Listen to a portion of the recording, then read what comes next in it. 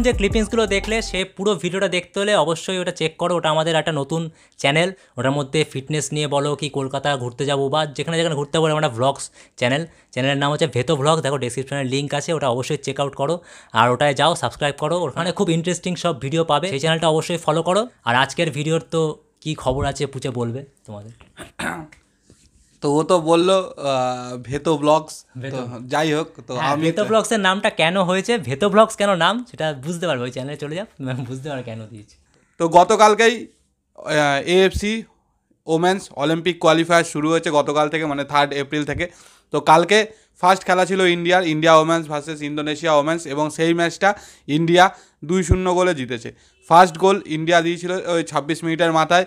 সন্ধ্যা খুব সুন্দর বলটা নিয়ে ঢোকে এবং বক্সের ভেতরে 3টে ডিফেন্ডারকে সুন্দর করে, মানে এত সুন্দর ফলসটা দিয়েছিল, দিয়ে বলটা দেয় হচ্ছে দাংমেই গ্রেসকে, এবং দাংমেই গ্রেস সুন্দর ফিনিশ করে ফার্স্ট গোল। এবং সেকেন্ড গোল হয় হচ্ছে সেকেন্ড হাফে 67 মিনিটের মাথায়। তো ইন্ডিয়া কিন্তু মোটামুটি খেলাটা ডমিনেট করেই খেলেছে এবং পরপর 3বার ইন্দোনেশিয়াকে হারালো। একবার ডিসেম্বর মাসে 2টো ম্যাচ খেলেছিল, তারপরে এই গতকালকে তো পরপর 3টে ম্যাচ ইন্দোনেশিয়াকে হারালো এবং 2-0 জিতে কিন্তু এখন অবধি ইন্ডিয়া একটা ভালো পজিশানে আছে। এর পরের খেলাটাই রয়েছে 6 তারিখে নেপালের সাথে। তো আশা করব ওই খেলাটাও ইন্ডিয়া জিতবে, কিন্তু তার জন্য সবাইকে ইন্ডিয়ার খেলাটা দেখতে হবে। আর জানো যে আমরা আমাদের যে আকাশবাণী পেজ আছে তাতে আমি লিঙ্ক শেয়ার করে দিয়েছিলাম যে কোথায় খেলাটা দেখাচ্ছিল, তো অনেকেই দেখেছো, এবং 6 তারিখেরটাও আমি লিঙ্ক শেয়ার করে দেবো। যারা যারা ইন্টারেস্টেড আছো তারা অবশ্যই দেখো। এরপরে চলে আসি এএফসি কাপের কথায়। তো গতকালকে এএফসি কাপের গ্রুপ ইয়ের খেলা ছিল, Chennaiyin FC versus Minerva Punjab. সেটা চেন্নাইয়ানের হোম ম্যাচ ছিল এবং খেলাটা 0-0 গোলে ড্র হয়েছে। মানে আইএসএল এবং আই লিগ দুজনের টিমের ক্ষমতাই কিন্তু সমান, এইটা কিন্তু কালকের খেলায় প্রমাণ হয়েছে। তো ফিরতি লিগ আবার রয়েছে, সেটা আবার কবে তোমাদেরকে জানিয়ে দেবো। সেটা অবশ্যই অ্যাডভান্টেজ মিনার্ভা, কারণ ওটাই মিনার্ভার হোম ম্যাচ। এবার চলে আসি ইন্ডিয়ান ন্যাশনাল টিমের কোচের কথায়। তো আমরা তো বলেই এসেছি কোচ নিয়ে অনেকগুলোই ভিডিও বানিয়েছি। তো আজকে আবার কোচকে নিয়েই বলছি।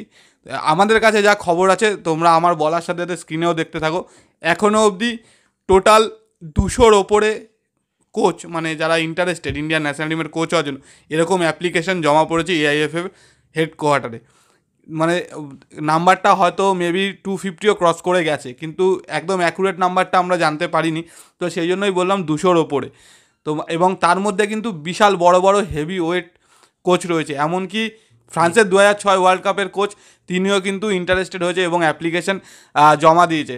জানো 2006-এর ফাইনালে, ওয়ার্ল্ড কাপের ফাইনালে কী হয়েছিল, সেই জিদানের বিখ্যাত হেডবাট মাতেরাজ্জিকে, এবং রেড কার্ড দেখে বেরিয়ে যায় এবং ইতালি চ্যাম্পিয়ন হয়ে যায়। তো সেই কোচও কিন্তু অ্যাপ্লাই করেছে। এরকম আরও অনেকে করেছে, তাদেরগুলো একটু স্ক্রিনে দেখে নাও। এক এক করে যাচ্ছে হেভিওয়েট কোচদের ফেস এবং তারা কোন কোন টিমকে কোচিং করিয়েছেন। তাই বল, আমরা সবাই হয়তো হেডবাট করেছে, সবার হেডবাটগুলো যাচ্ছে। আরেকটা কথা এআইএফএফ বলেছে যে এরকম কোচদেরকে নিচে যাদের উয়েফা লাইসেন্সিং করা রয়েছে, মানে উয়েফা প্রো বা উয়েফা এ বি সি এরকম ক্যাটাগরি লাইসেন্স করা রয়েছে, সেই কোচদেরকে নিতে চাইছে। এবং এখানে তোমরা যতজনের ছবি দেখলে তাদের মধ্যে মোটামুটি অনেকেরই উয়েফা লাইসেন্স করা রয়েছে। কারো প্রো করা আছে, কারো এ করা আছে, বি করা আছে, সি করা আছে। তো এদের মধ্যে থেকেই হয়তো কেউ না কেউ সিলেক্ট হবে। এবং আরেকটা স্পেশাল খবর হচ্ছে আইএসএলে যতজন ফরেন কোচ আছে প্রত্যেকে কিন্তু অ্যাপ্লিকেশান জমা দিয়েছে ইন্ডিয়ান ন্যাশনাল টিমের কোচ হওয়ার জন্য। তো এটাও কিন্তু বিশাল ব্যাপার, মানে আইএসএলের 10টা টিমের কোচই কিন্তু অ্যাপ্লাই করেছে। তো রিসেন্টলি এই যে 250 বা 200টা অ্যাপ্লিকেশান জমা পড়েছে, এখান থেকে শর্ট আউট করা হবে 40টা কি 50টা অ্যাপ্লিকেশান, মানে 40-50 জনকে। সেখান থেকে ইন্টারভিউ প্রসিডিওর শুরু হবে। তারপরেই আমরা কিন্তু কোচের নাম জানতে পারবো, তার জন্য কয়েকদিন অপেক্ষা করতে হবে। এরপরে চলে আসি আইএসএল আই লিগের একটা দুটো খবরে, যার মধ্যে হচ্ছে আই লিগের সবাই জানো ইস্টবেঙ্গল মোহনবাগান প্লেয়ার কাতসুমি ইউসা, জাপানি বোমা নামে পরিচিত, সে কিন্তু নেরোকাকে থ্যাংক ইউ জানিয়ে দিল। এটা দেখে বোঝা যাচ্ছে হয়তো সে নেরোকাকে ছেড়ে দিচ্ছে বা নেরোকা ওকে ছেড়ে দিচ্ছে। হয়তো অন্য কোনো টিমে আমরা এই বছর আবার ওকে দেখতে পাবো, বা ইন্ডিয়াতে ও নাও খেলতে পারে, ও হয়তো নিজের দেশে গিয়ে কোনো ক্লাবে খেলতে পারে। আরেকটা সবচেয়ে বড় খবর হলো রিসেন্টলি পাওয়া যাচ্ছে, যেটা আমরা অনেকদিন আগেই শুনেছি কিন্তু এখন মোটামুটি রিউমারটা আর একটু বেশি করে ছড়াচ্ছে, সেটা হচ্ছে চুলোবাকে নাকি চেন্নাইয়ান এফসি প্রচুর পরিমাণে অফার করেছে। মানে এত হিউজ পরিমাণ টাকা, তাদের মনে হচ্ছে যে ও হয়তো ইস্টবেঙ্গলে নাও থাকতে পারে, ও হয়তো চলে যাবে চেন্নাইয়ান এফসিতে আইএসএলের টিমে। তো এইগুলোই মোটামুটি আজকের নিউজ ছিল। তো এরকম যা যা নিউজ জানতে পারবো তোমাদেরকে জানাতে থাকবো।